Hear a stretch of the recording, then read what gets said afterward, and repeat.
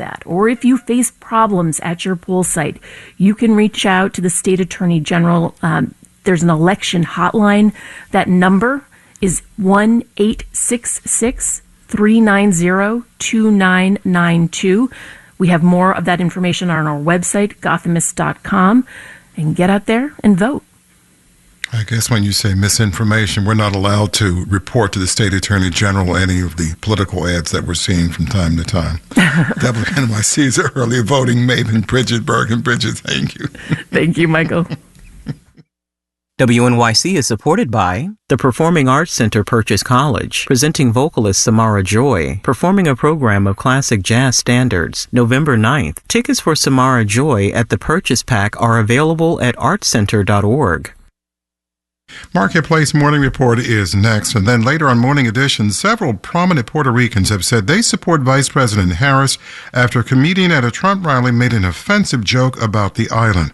Coming up, New York Congressmember Nydia Velázquez talks about how the remarks have landed in her community in about 15 minutes.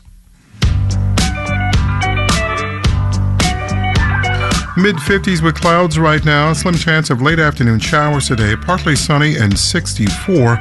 Then tonight, another slim chance of showers by 8. That's the game time for World Series Game 4. Patchy fog after that. And then tomorrow, mostly sunny and 73. Really warm on Halloween, up to 77 with sunshine.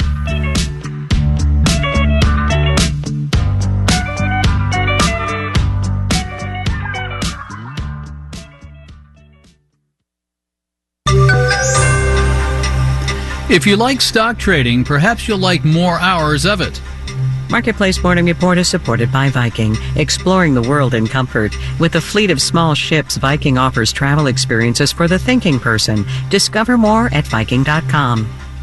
I'm David Brancaccio. The New York Stock Exchange has announced plans to extend its hours. If regulators approve, its electronic platform ARCA will be on 22 hours a day Monday through Friday, up from 16, with a pause in the middle of the night Eastern. This is the after hours or pre-market trading that you hear about, but more of it. Marketplace's Savannah Marr reports. The lights are on at the New York Stock Exchange from 9:30 to 4 p.m. on weekdays. But a growing volume of trades are ordered outside those regular hours on ARCA, according to Evan Raleigh at the University of Connecticut. People in Asia, people in Europe, some people in the U.S. after work want to go in and put in a trade. The NYSE wants to extend ARCA's window by a few more hours. As Raleigh says, established exchanges are facing more competition. They're afraid that people are going to go to, say, Robinhood, which allows users to trade certain stocks around the clock, Monday through Friday. So extended after hours could keep more trades moving through New York's platforms. Justin Schack with Rosenblatt Securities says there's a relatively small constituency rooting for this change. And that's basically retail investors. But these non-professional traders could end up paying higher transaction costs at odd hours. And Schack says institutional investors, plus the thousands of companies listed on the New York Stock Exchange, may not be so excited about the prospect of trading going on for 22 hours a day. In part, Schack says, because they'll need to staff up to react to late-night price moves. I'm Savannah Marr for Marketplace. Dow and S&P futures are little changed. NASDAQ futures are up slightly. Market interest rates keep going up. The 10-year is up at 4.3% this morning, the highest since mid-July. Now, frustrated by what he sees as aggressive regulation in Washington of financial institutions, the CEO of the biggest bank told an industry group yesterday that he's, quote, had it with this crap. It was Jamie Dimon of J.P. Morgan Chase, and his precise quote used not that C word, but the S word synonym. Dimon told the American Bankers Association he's willing to challenge some new rules in court. It's not just to make a point, he said. Again, quoting, but if you think you're in a knife fight, you better darn well bring a knife. Only he used the other D word, not darn. Marketplace's Nancy Marshall Genzer has more. Jamie Dimon says he supports a lawsuit brought by the Bank Policy Institute, a lobbying group, and the Kentucky Bankers Association. They're challenging a new rule that would make it easier for consumers to change banks and transfer their personal data. Dimon says their data could be compromised in the process. He also doesn't like proposed regulations on how much of a capital cushion banks should be required to hold so they can weather economic shocks. And Dimon pushed back on proposed caps on how much banks can charge retailers to process debit card transactions.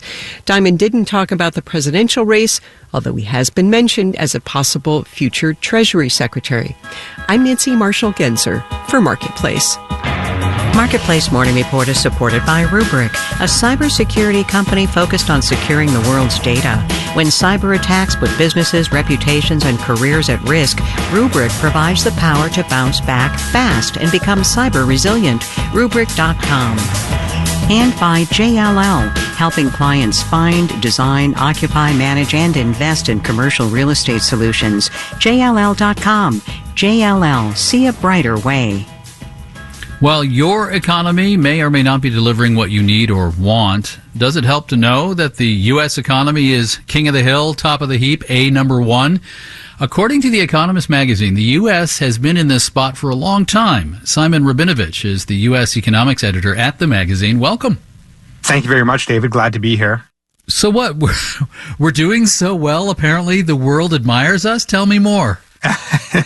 It is one of these things that, on the one hand, it's not a big secret. You could look at the data, really at any point going back to the early 1990s and arrive at a similar conclusion. But on the other hand, the U.S. is sometimes a little bit inward looking, a little bit self-obsessed. And so it doesn't necessarily look at itself relative to other countries, especially relative to other developed, advanced economies. And when you do look at it in that comparative basis, the story is that certainly since COVID, so over the last 3 or 4 years, the recovery in America has been much stronger than in virtually any other advanced economy. But going back to the early 1990s as well, that outperformance really is quite striking. Is it you or me going to tell the U.S. electorate that we're doing so well? Well, I guess it's one of these things where people can't necessarily be told this kind of thing. I mean, you can try to tell them, but ultimately people will believe their own reality, what they see in front of them. And so obviously for a lot of voters, the number one concern over the last number of years has been inflation. And they're not necessarily looking at, what was US Q3 GDP versus Britain's Q3 GDP. That's not the kind of thing that's going to bring the bacon home. Well, it's quite striking in the report. Do I have this right? Average wages in America's lowest income state, that would be Mississippi, are higher in Mississippi than the average wages in Britain, Canada, even Germany? That's right, and that seems surprising. Now, there are some caveats. So one is that average is average, which means that if you have high income inequality, as America does have, as Mississippi does have, then the median wage is going to be lower than the average wage. So inequality is clearly a problem in America. And also, if you look at some outcomes beyond the economy, things like longevity, which matter, which really are an important reflection of how a system of government is performing, America is lagging other countries in the world. Much of that has to do with political choices about what kind of healthcare system a country has or what kind of gun controls a country has. And I suppose you might say the tragedy is that given how well the economy has done in America, the government does have far greater capacity to address things such as inequality, to address basic social policies that could really translate into better livelihoods for Americans kind of lower down the income ladder. The ability is there. So the economic capacity exists. It's really a question of political will. Simon Rabinovich, U.S. economics editor at The Economist magazine. Thank you so much. My pleasure, David. The Economist cover story this month on the U.S. economy was bannered "The Envy of the World." I'm David Brancaccio. It's the Marketplace Morning Report. From APM, American Public Media.